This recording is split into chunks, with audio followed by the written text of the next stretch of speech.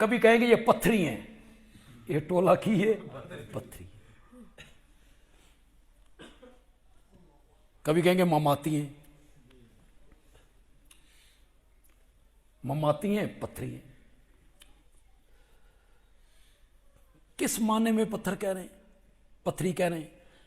الیاذ باللہ، میں نقل بھی نہیں کرنا چاہتا، میں نقل کرتے ہوئے بھی ڈر رہا ہوں خدا کی قسم۔ انشاءت و توحید والوں کا خیال یہ ہے کہ نبی پاک کا وجود مقدس قبر منور میں پتھر ہو گئے۔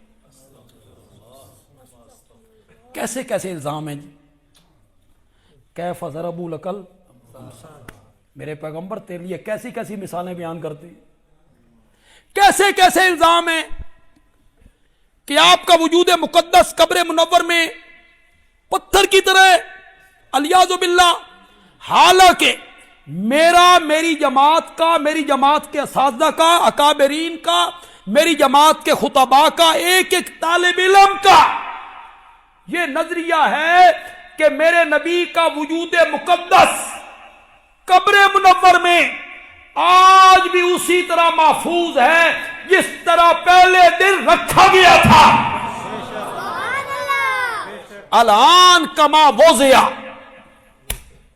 الان کما، کوئی کیڑا مکوڑا مٹی ریت میرے نبی کے وجود مقدس کو نقصان نہیں پہنچا سکتے۔ کئی خطیب نہیں بیان کرتے، تم بھی تقریریں سنتے ہو، حضرت ایوب علیہ السلام کے بدن میں کیڑے پڑ گئے تھے، وہ کیڑا گرتا تھا وہ اٹھا کے اوپر رکھ لیتے تھے۔ کہاں لکھا ہوا ہے بھائی؟ کس تفسیر نے لکھا؟ کس حدیث میں آیا؟ اسرائیلی تفسیر کرتے ہو، اسرائیلی روایات، اسرائیلی روایات کو مان کے ایسی باتیں کرتے ہو کہ بدن میں کیڑے پڑ گئے، وہ گرتا تھا، کیڑا اوپر رکھ دیتے تھے۔ میں اس کا قائل نہیں، میں قائل نہیں ہوں۔ کیوں قائل نہیں ہوں؟ میرا عقیدہ یہ ہے نبی کے وجود کو وفات کے بعد کیڑے نہیں کھاتے، زندگی میں کیسے کھا لیا، زندگی میں کیسے کھا لیا۔ میرے نبی کا وجود مقدس قبر منور میں آج بھی اسی طرح ہے، تر و تازہ۔ گلاب کا پھول اپنی ٹہنی پر اتنا تر و تازہ نہیں ہوتا، اور مچھلی پانی میں اتنی تر و تازہ نہیں ہوتی جتنا میرے نبی کا وجود مقدس قبر منور میں تر و تازہ ہے۔ یہ میرے اکابرین کا نظریہ ہے۔ اگر کوئی عالم اس کے خلاف بولتا ہے، جھوٹ بولتا ہے۔ ہماری کسی کتاب سے دکھائے، ہماری کوئی تحریر دکھائے، ہماری کوئی تقریر دکھائے، ہمارے کسی استاد کا کوئی سبق دکھائے۔ ممبر پہ بیٹھ کے جمعے کے دن دوسروں پہ الزام لگانا، بہتان لگانا کہ یہ کہتے ہیں نبی پاک کا وجود مقدس پتھر ہو گیا ہے، قبر منور میں کچھ بھی نہیں ہے، وجود مقدس محفوظ ہے، جبریل زندہ ہے، نوریوں کا سردار ہے، اللہ کا مقرب فرشتہ ہے، کعبہ کے رب کی قسم ہے، زندہ جبریل پر رب کی اتنی رحمتیں نہیں اترتی جتنی رحمتیں میرے نبی کی قبر منور پہ اترتی۔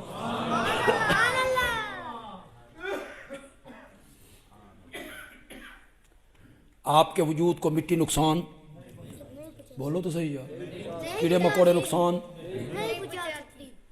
کھا نہیں سکتے۔ کیڑے مکوڑے تو میرے وجود کو بھی نہیں کھاتے، آپ کے وجود کو بھی نہیں کھاتے۔ اصحاب کاف 309 سال سوئے رہے، کھایا؟ کیڑے مکوڑے تو میرے وجود کو بھی نہیں کھاتے، تمہارے وجود کو بھی نہیں کھاتے، اصحاب کاف کے وجود کو نہیں کھایا تو نبی پاک کے وجود کو بھی نہ کھائیں تو کمال کیسا؟ پتہ نہیں کتنے لوگ اس سے محظوظ ہوں گے اور لذت لیں گے۔ میرے وجود کو کیڑے مکوڑے اس لیے نہیں کھاتے کہ میری روح بدن کے اندر ہے۔ بات تو میں بڑی کر گیا ہوں۔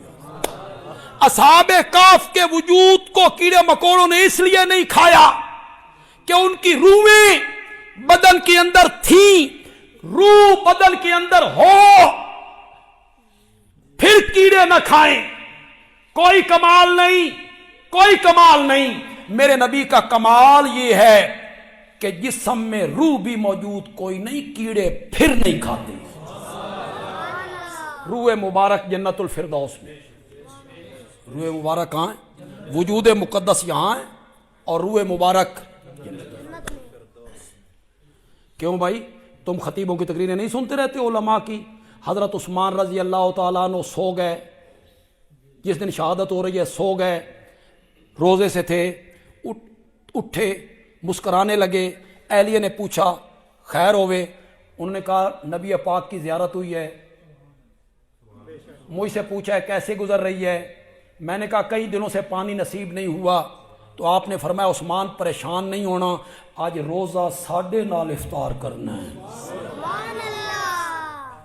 یہ 9:30 افطار کرنا ہے، ذرا یہ بھی سن سمجھاؤ نا، 9:30 افطار کرنا ہے۔ حضرت سیدہ فاطمہ رضی اللہ تعالی عنہ سے وفات کے کچھ دیر پہلے کان میں بات کی، وہ رونے لگ گئیں، پھر دوسرے کان میں بات کی، وہ مسکرانے لگ گئیں۔ حضرت عائشہ پوچھتی ہیں بابا نے کیا کہا تھا؟